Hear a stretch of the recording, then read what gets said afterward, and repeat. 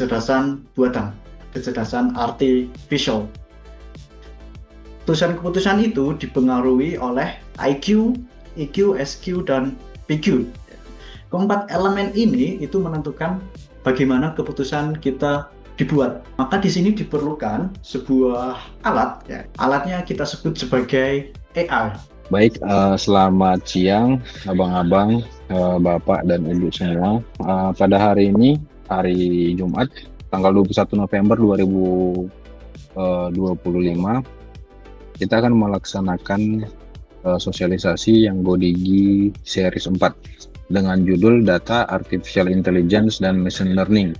Ini sudah dilaksanakan pada hari Selasa, tanggal 18 November 2025. Nah, pada kesempatan kali ini kita akan melaksanakan sosialisasi di divisi kita sendiri untuk Data Artificial Intelligence dan Machine Learning. Baik, saya akan sharing untuk materi yang akan kita bawakan. Ini merupakan GoDigi series keempat yang dilaksanakan pada hari Selasa dengan narasumber dari Big Data dan Data Scientist Expert Pak Satya Tegar Kusuma. Ya.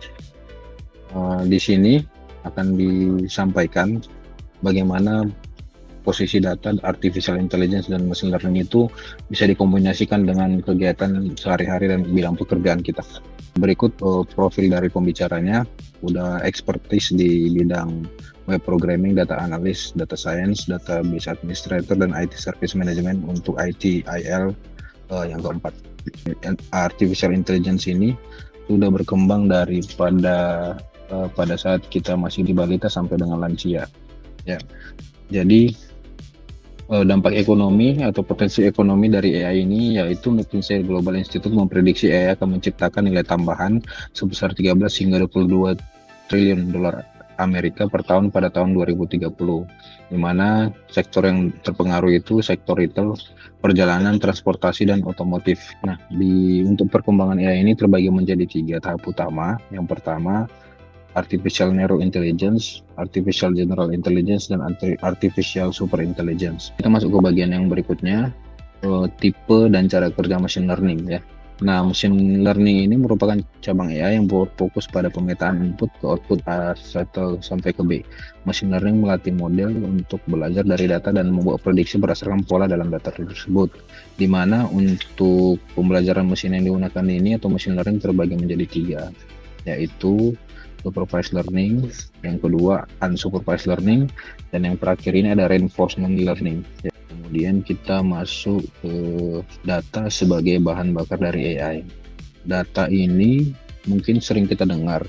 Secara ringkas sebenarnya arti data merupakan informasi atau fakta yang bisa diperoleh melalui riset ataupun dari historical yang kita kompilasi dan untuk menjadi bahan analisis untuk pengambilan keputusan ke depannya.